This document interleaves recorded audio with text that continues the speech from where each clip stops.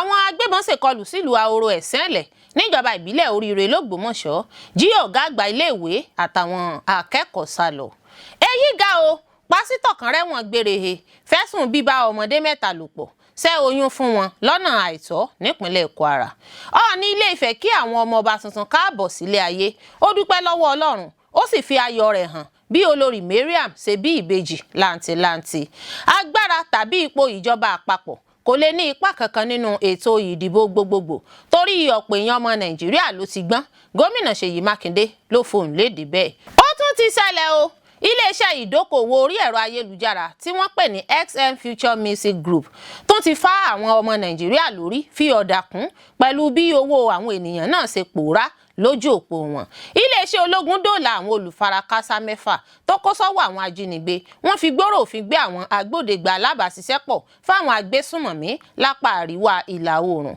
Àwọn jàǹdùkú agbébọn tó ṣọṣẹ́ láabi ní ìpínlẹ̀ Kano wọ́n pa èèyàn 3 nígbà tí ọ̀pọ̀ ènìyàn farapa yànnàyànnà. Ọwọ́ tún tẹ̀ wọ́n o. Ọwọ́ iléeṣẹ́ ọlọ́pàá ìpínlẹ̀ Ọ̀yọ́ ti tẹ afurasí ajínigbé kan lákòókò tí wọ́n fẹ́ gba mílíọ̀nù 10 náírà 10 million naira lọ́wọ́ mọ̀lẹ́bí ẹni tí wọ́n jí gbé. Olórí Olúwaṣìndárayọ̀ nínú ayé tèmi ní oníròyìn yín. Ẹ gbọ́ àtúpalẹ̀ àwọn ìròyìn náà lẹ́kùnrẹ́rẹ́. Ẹ káàbọ̀ sí ìkànnì Drive TV. Fún ìgbà àkọ́kọ́, ẹ gbìyànjú láti like, share, subscribe kẹ́ ẹ lè máa gbádùn wa lóòrèkóòrè.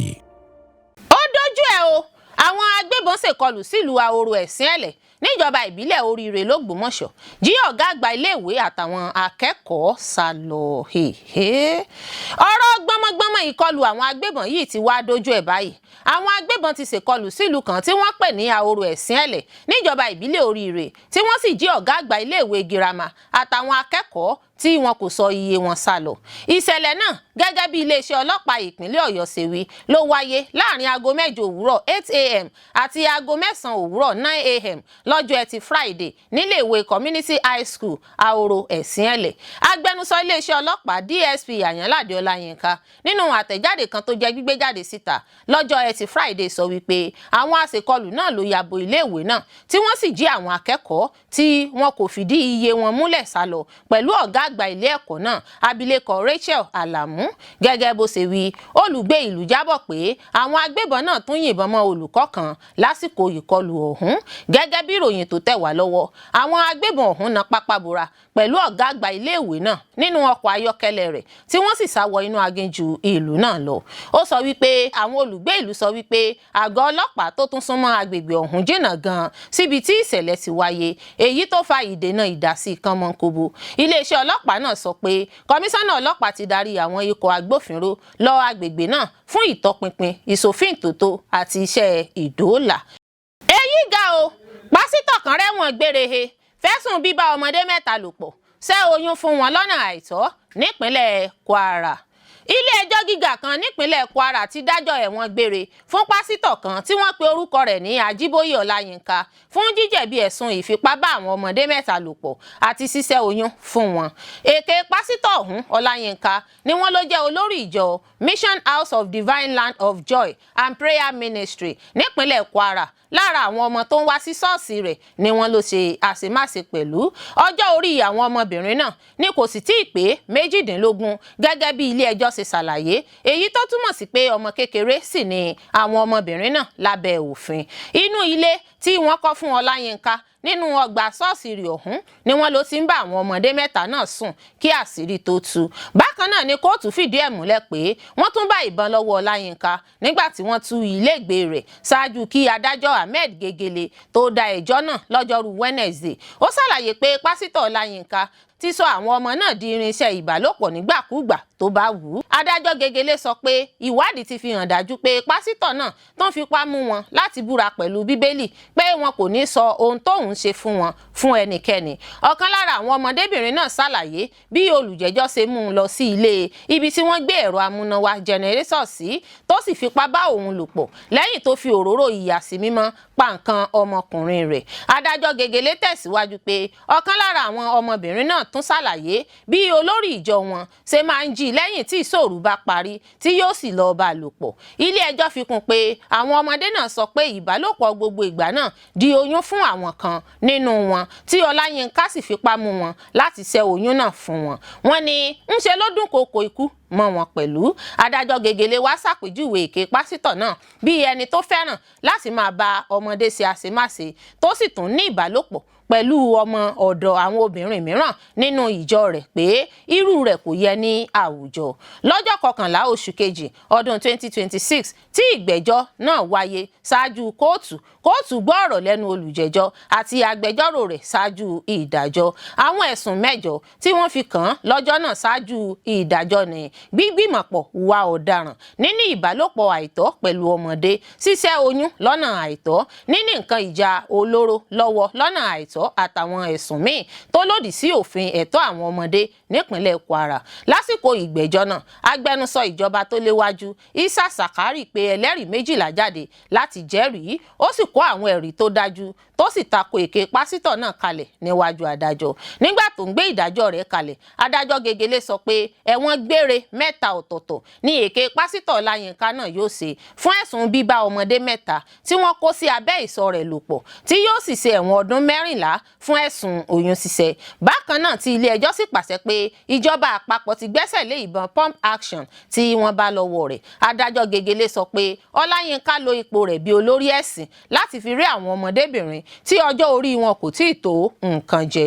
Ó sọ wọ́n di irinṣẹ́ ìbálòpọ̀, ó mú wọn gùn nígbà tó bá wù ú, ó sì ń kó bá ayé àti ìròrí wọn. Gbogbo èyí ní ilé-ẹjọ́ tó pọ̀ tí adájọ́ Gegele fi pàṣẹ pé ẹ̀wọ̀n gbére ní pásítọ̀ èké Ọláyínká yóò ti lo ìyókù ayé rẹ̀. Ó ní èyí yóò sì jẹ́ ẹ̀kọ́ fún àwọn èèyàn tí wọ́n máa ń lo ipò agbára tí wọ́n wà fi rẹ́ àwọn èèyàn abẹ́ wọn jẹ. Ọọ̀ni Ilé-Ifẹ̀ kí àwọn ọmọọba tuntun káàbọ̀ sílé ayé. Ó dúpẹ́ lọ́wọ́ Ọlọ́run, ó sì fi ayọ̀ rẹ̀ hàn bí Olori Mariam ṣe bí ìbejì làǹtìlanti. Ìdùnnú ṣubú layọ̀ láàfin àrólé Oòduà. Ọọ̀ni Ilé-Ifẹ̀ Ọba Adéyẹyè Ògúnwùsì ti kéde ìwàsáyé àwọn ìbejì àwọn ọmọọba tuntun làǹtìlanti pẹ̀lú ìyàwó rẹ̀ Mariam Ajíbọ́lá sínú ààfin ilé Odùduwà. Ọba aládé náà sọ èyí di mímọ̀ nínú ohun tí wọ́n gbé sójú òpó ayélujára mọ̀mímọ̀ Facebook rẹ̀ lọ́jọ́ Ẹtì Friday. Ọọ̀ni fi ayọ̀ rẹ̀ hàn lásìkò tó ń kí àwọn ọmọọba tuntun lọ́kùnrin káàbọ̀ sílé ayé, tó sì dúpẹ́ lọ́wọ́ Ọlọ́run bí ìyàwó rẹ̀ àtàwọn ọmọ ṣe wà ní ìlera pípé. A ó rántí pé lẹ́yìn tí ìgbéyàwó rẹ̀ forí ṣánpọ́n pẹ̀lú olórí Naomi, ọba aládé náà tẹ̀síwájú tó sì lọ fẹ́ àwọn ìyàwó 6 láàrin oṣù 3. Àwọn olórí náà ni Mariam Anako lọ́jọ́ 6 oṣù kẹsàn-án ọdún 2022, Elizabeth Akínmúdà Tóbilọ́ba Phillips lọ́jọ́ 9 oṣù kẹwàá ọdún 2022, Ashley Adégòkè lọ́jọ́ 14 oṣù kẹwàá ọdún 2022, Rónkẹ́ Adémilúyì lógúnjọ́ oṣù kẹwàá ọdún 2022, tí olórí kẹfà sì jẹ́ Tèmítọ́pẹ́ Adéṣẹ́gun tóun náà di aya ọba lọ́jọ́ Ajé ọjọ́ 24 oṣù kẹwàá ọdún 2022. Nígbà tí Ọọ̀ni sàmì ayẹyẹ ọjọ́ ìbí ọdún 52 48 years àti ayẹyẹ ìwúyè ọdún keje, Ọọ̀ni yànnàná ọ̀rọ̀ ìdí tó fi fẹ́ Mariam Anako àtàwọn yòókù. Ó ṣàlàyé pé òun gbìyànjú láti ṣe àwọn àyípadà kọ̀ọ̀kan ṣùgbọ́n òun kò rí ṣe nítorí orírun àṣà àti ìṣe Ilé-Ifẹ̀. Agbára tàbí ipò ìjọba àpapọ̀ kò lè ní ipa kankan nínú ètò ìdìbò gbogbogbò torí ọ̀pọ̀ èèyàn ọmọ Nàìjíríà ló ti gbọ́n. Gómìnà Seyi Makinde ló fohùn lédè bẹ́ẹ̀. Gómìnà Seyi Makinde tí ìpínlẹ̀ Ọ̀yọ́ ti sọ yanya pé òun gbàgbọ́ pé níní agbára gẹ́gẹ́ bí ẹgbẹ́ òṣèlú tó wà ní ipò ìjọba àpapọ̀ kò ní ipa kankan nínú ètò ìdìbò gbogbogbò ọdún 2027. Makinde nígbà tó ń sọ̀rọ̀ yìí níbi ìpàdé àpérò lórí ẹ̀ka ìnajú tó wáyé ní gbọ̀ngàn International Conference Center ICC ní ìlú Ìbàdàn, olú ìlú ìpínlẹ̀ Ọ̀yọ́. Seyi Makinde ní òun gbàgbọ́ pé àwọn ọmọ Nàìjíríà máa dìbò fún ẹni tó bá wù wọ́n níbi ètò ìdìbò gbogbogbò ọdún 2027 láì fi ti ẹgbẹ́ òṣèlú ṣe. Ó ní òun gbàgbọ́ pé lásìkò ìdìbò tó ń bọ̀ yìí agbára ìjọba àpapọ̀ kò ní ṣiṣẹ́ kankan bó tilẹ̀ jẹ́ pé ó ti ṣiṣẹ́ rí nígbà kan ní ìpínlẹ̀ Èkìtì, àmọ́ òun ò rò pé ó máa ṣiṣẹ́ mọ́ báyìí nítorí àwọn èèyàn ọmọ Nàìjíríà máa fi ojú àwọn olóṣèlú rí màbo àjàjà àwọn tí ò ṣe ohun tí ìlú ń fẹ́. Ó ní wọ́n máa fi yí àwọn olóṣèlú pé àwọn ti gbọ́n àwọn ò gọ̀ mọ́. Mákindé ní ìṣèjọba òun ti pèsè ìlànà tó jẹ́ pé ẹni tó bá gba ipò lẹ́yìn òun lè tọ̀ láti tẹ̀síwájú pẹ̀lú àwọn iṣẹ́ tí ìṣèjọba òun bá lọ. Gómìnà Mákindé ní bí ó tilẹ̀ jẹ́ pé òun sọ ẹni tó wu òun láti fà kalẹ̀ láti gba ipò gómìnà Ọ̀yọ́ lẹ́yìn òun, àmọ́ àwọn èèyàn ìpínlẹ̀ Ọ̀yọ́ ló máa dìbò yan ẹni tí wọ́n bá fẹ́ kó di gómìnà ìpínlẹ̀ Ọ̀yọ́. Ó wá ṣèkìlọ̀ fáwọn èèyàn láti ṣe pẹ̀lẹ́ kí wọ́n má dìbò fún ẹni tí kò ní ìkápá láti ṣèjọba nítorí ó máa ní ipa tó lágbára lórí ọjọ́ pípẹ́ lórí ìpínlẹ̀ náà.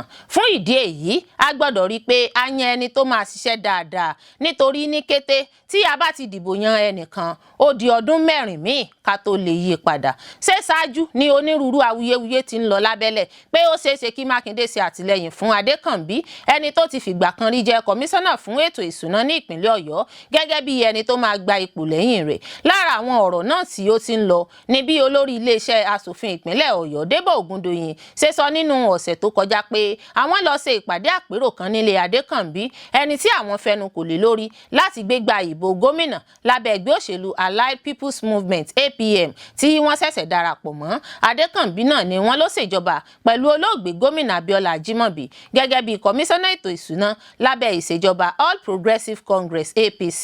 Nígbà tó ń fèsì sí awuyewuye náà, gómìnà Mákindé ní ẹni tí òun rí pé ó ní ìkápá láti ṣèjọba tó sì nífẹ̀ẹ́ ìpínlẹ̀ Ọ̀yọ́ ni òun máa ṣe àtìlẹ́yìn fún. Ó ní ohun tó jẹ́ àfojúsùn òun ní bí ìjọba tó dúró re ṣe máa tẹ̀síwájú ní ìpínlẹ̀ Ọ̀yọ́ nípasẹ̀ pípèsè ìlànà ìṣèjọba tó ń ṣiṣẹ́, èyí tí ìjọba míì tó bá gbapò lè máa ṣiṣẹ́ lé lórí lọ dípò gbígbé àwọn ìlànà tuntun míì kalẹ̀. Mákindé fi kún pé ìpínlẹ̀ Ọ̀yọ́ ti sún kúrò nínú ṣíṣẹ̀ṣẹ̀ máa ṣàwárí àwọn ibi tí ọ̀rọ̀ wà bí kò ṣe pípèsè ìlànà tí àwọn ọ̀rọ̀ náà fi máa jẹ́ àmúlò lójúnà láti lè pèsè àwọn ohun ìdàgbàsókè àti ìlọsíwájú fáwọn èèyàn ará ìpínlẹ̀ Ọ̀yọ́.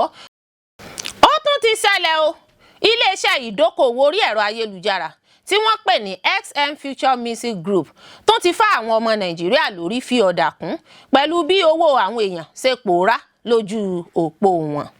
Iléeṣẹ́ ìdókòwò orí ẹ̀rọ ayélujára mìíràn tí wọ́n pè ní XM Future Music Group ni wọ́n sọ pé ó tún ti pòórá, èyí tó fi ọ̀pọ̀ ọmọ Nàìjíríà sínú ipò rúru ọkàn nígbà tí àwọn èèyàn ò rí owó wọn gbà mọ́.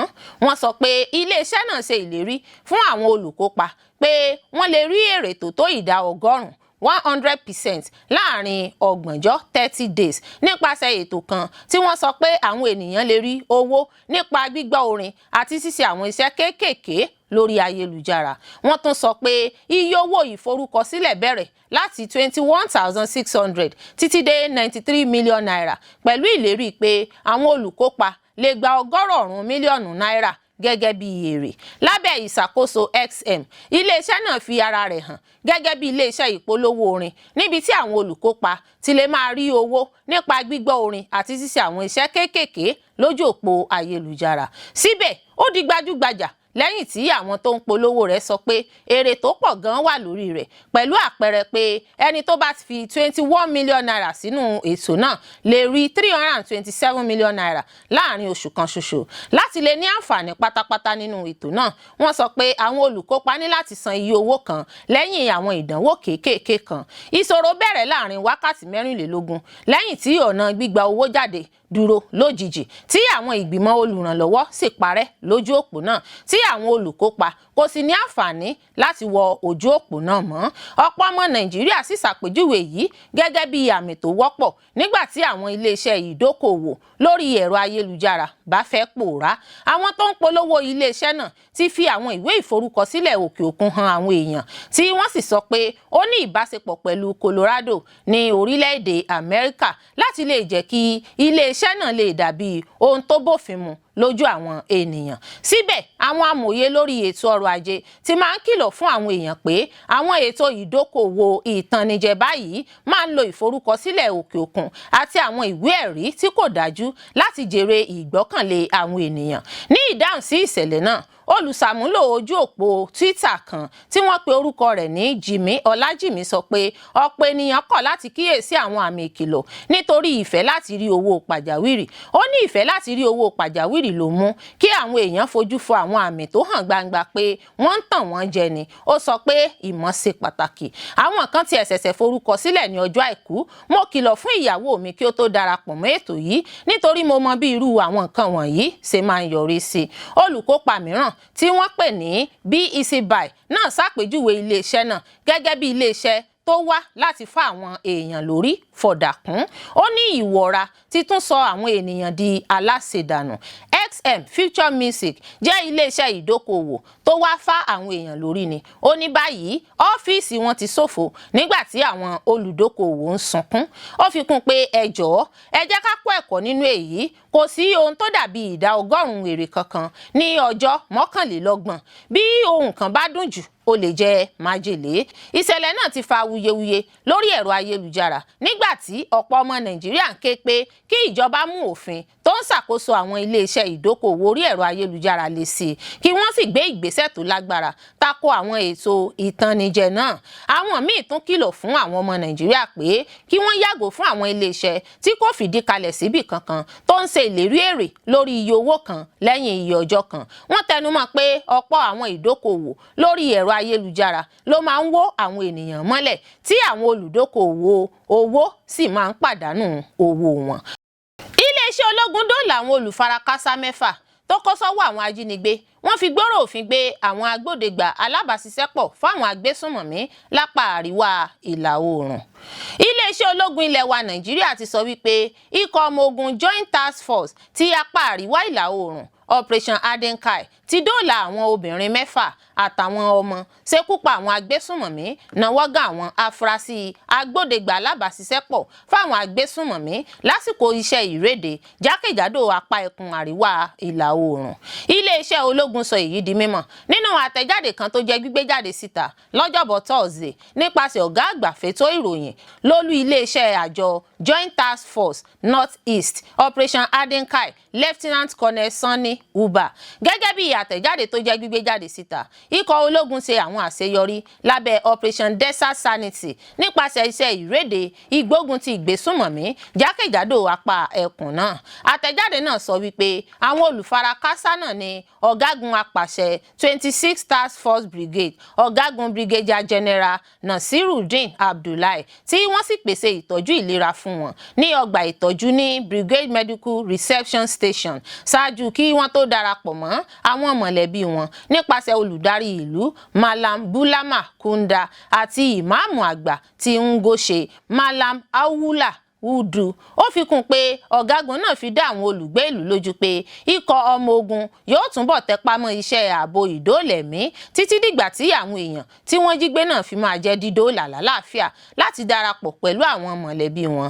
Iléeṣẹ́ ológun tún tẹ̀síwájú, ó ní pé àpapọ̀ obìnrin àti àwọn ọmọ 60 níye ló jẹ́ dídóòlà láti ìgbà tí wọ́n ti ń ṣèkọlù sílùú Ngoshe lọ́jọ́ 3 oṣù kẹta ọdún 2026. Gẹ́gẹ́ bí àtẹ̀jáde náà ṣe wí, àwọn àdúrà jẹ́ gbígbà fún ikọ̀ ológun nípasẹ̀ ìmáàmù àgbà nígbà tí ikọ̀ ológun ń tẹ̀síwájú láti tẹpá mọ́ iṣẹ́ ìgbógun ti ìgbésùnmọ̀mí ní agbègbè náà. Àwọn jàǹdùkú agbébọn tún ṣọṣẹ́ láabi ní ìpínlẹ̀ Kano. Wọ́n pa èèyàn 3 nígbà tí ọ̀pọ̀ èèyàn farapa yànnàyànnà ẹ̀yà.